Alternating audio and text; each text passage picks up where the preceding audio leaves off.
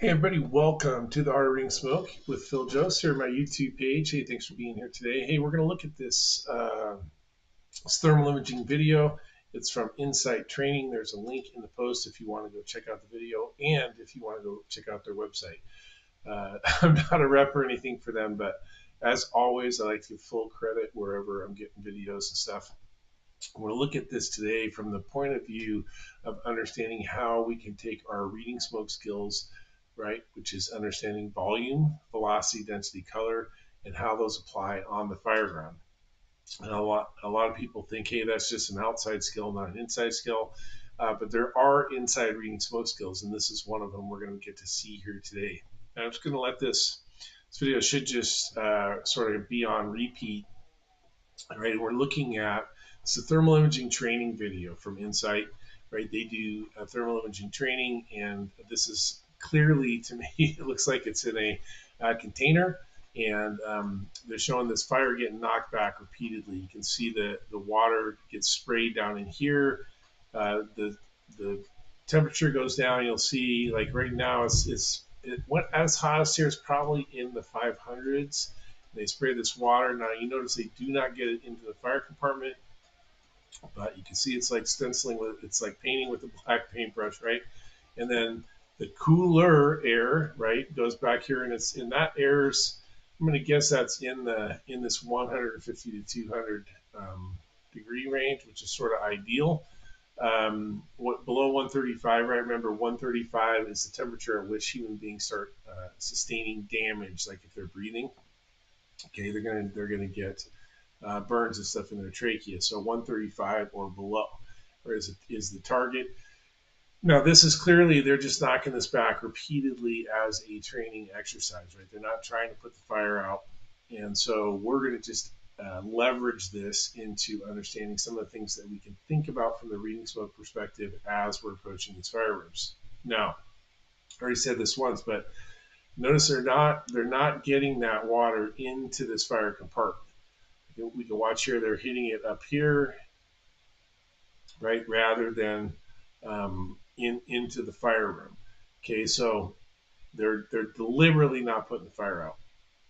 Now, when you're trying to put the fire out, right, what you want to have is understand that from a reading smoke perspective, what happens is you get a rapid decrease in the velocity and density of smoke.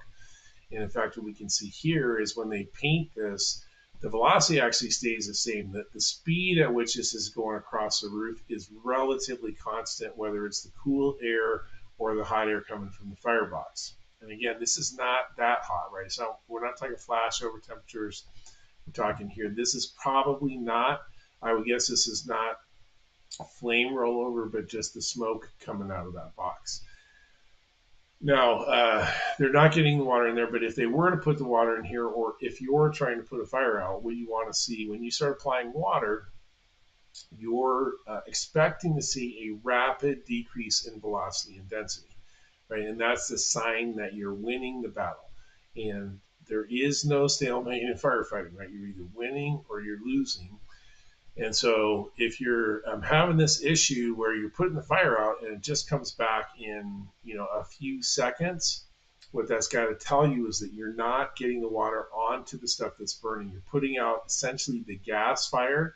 So it's the fire you see, but it's just a gas fire. It's not the actual components or the actual stuff in the space at the time, right? So whether it was here or let's say the room was around the corner, but you didn't know that, you could have this fire coming at you and you knock it back, but that water's not getting into the fire compartment, meaning that the fire's going to just come right back. If that's happening repeatedly, then you're just putting the gas fire out. Your water's not getting into the space. Where we'd see here is it'd have to get into the space, right?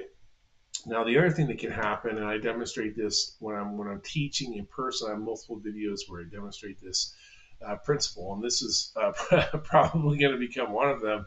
But the others that I have right now are from outside perspective. And so there's two issues you can have. Like if you know you're getting water, or at least you believe you're getting water into the fire compartment, if you're not getting a rapid and sustained decrease in velocity and density, right, that you're either not have enough water or the placement isn't correct. right? Now, the common issue is placement. You're not getting the water on the stuff that's currently off gassing, right? So smoke is fuel. You're seeing the fire. That's the fuel is causing that fire. If you get water on the stuff gets cooled. It quits off gassing.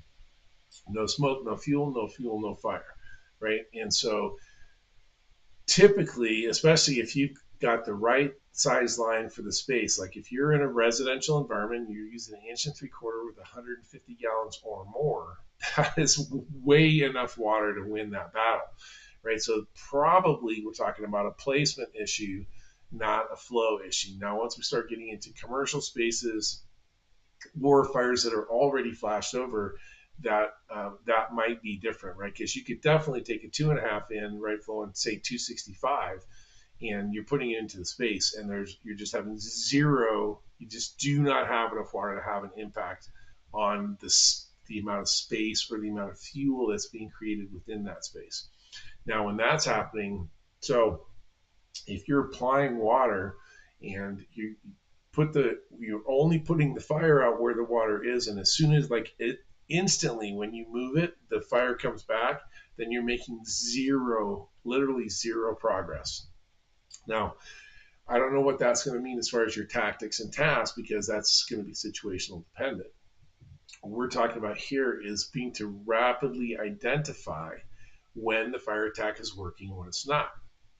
And so if let's say in this case, right, you thought you were getting the water into the fire compartment, but every time you shut down to move, or every you're doing a hit and move, or you think you've got the fire out, and instantaneously within seconds you've got this temperature back over, the smoke's flowing back over, like there's all that stuff's back over your head, then that water's not getting into the fire compartment. It's not getting onto the stuff that's currently hot.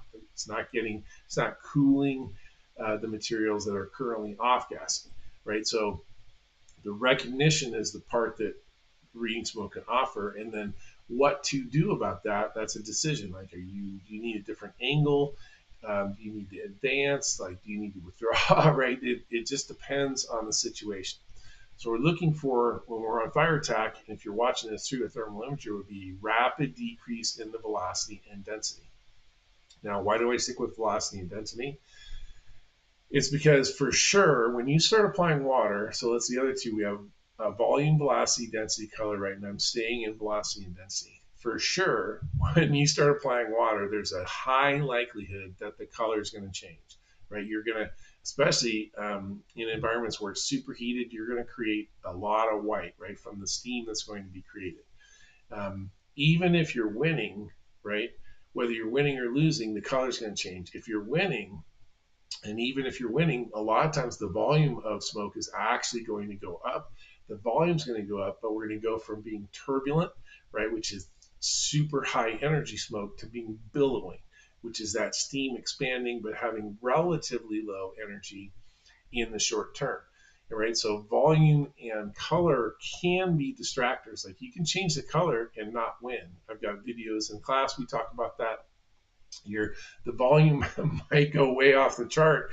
That might be a sign you're winning, might not indicate you're winning. You just don't know. So we don't rely on those when we're talking about fire attack. What we rely on is the rapid decrease in velocity and density. And that's what we're not seeing here, by design in the training environment, right? They're doing that on purpose here to do this demonstration. And we're just leveraging that to understand reading smoke within the space. Okay, so as always, this is just one piece of the reading smoke puzzle. Appreciate you tuning in to my YouTube page. My classes are listed, upcoming classes, and if you ever want me to come teach in your area, hey man, just reach out. I love teaching. I just love teaching this stuff, and I appreciate the fact that you're taking your time to look at this stuff on YouTube, and whatever I can do to help, man. All right. So thank you very much, and we'll see you next time here at The Art of Reading Smoke with Phil Jose.